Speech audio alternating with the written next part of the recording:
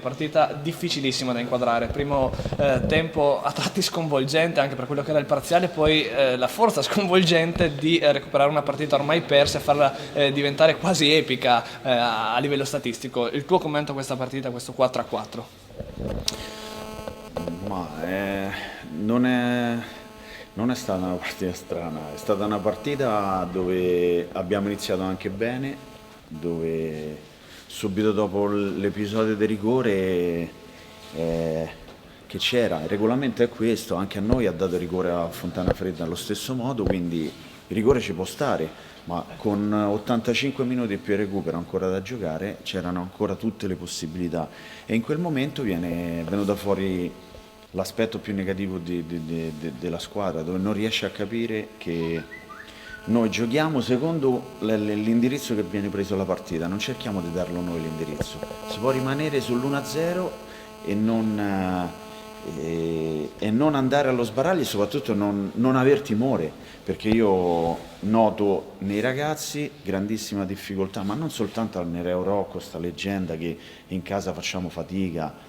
non hanno la personalità, non hanno come dire, il coraggio di fare quello che fanno in allenamento. Poi però nei momenti che si trovano in difficoltà, e questa è già la terza volta consecutiva, diventa tutta un'altra squadra e io non riesco a capirlo questa cosa. Quindi penso che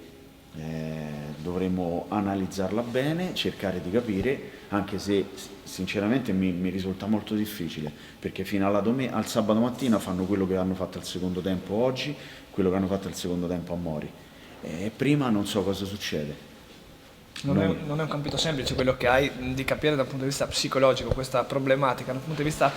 tattico, che dire, voti difensivi e poi nel secondo tempo il tridente è salito in cattedra, almeno questo è evidente. ma sicuramente, io oggi dietro non hanno lavorato bene, lo sanno da soli, sono un avversario soltanto Adriano che sì, bravo nella spizzata, ma mi sembra che non ha fatto neanche gol lui, quindi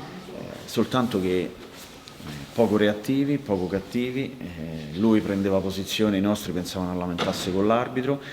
prendeva la palla, sulle seconde palle c'erano sempre prima i loro centrocampisti e quindi secondo me questi sono difetti che, ripeto, nella preparazione alla gara non facciamo vedere. Appena c'è un episodio negativo o appena la partita non va come vorremmo noi, ma così non si va da nessuna parte perché la situazione è complicata, è difficile, non c'è bisogno di ripeterlo tutte le volte, però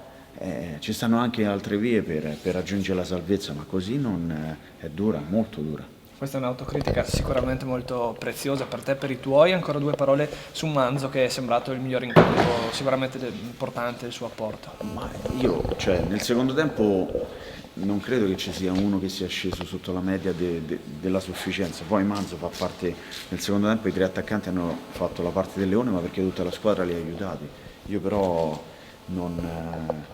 sono contento che è una partita che non abbiamo perso, è uno scontro diretto che non abbiamo perso, però ripeto, così i ragazzi devono capire che non andiamo da nessuna parte, non c'è la minima speranza di poter ambire a un traguardo già difficile per se stesso, insomma.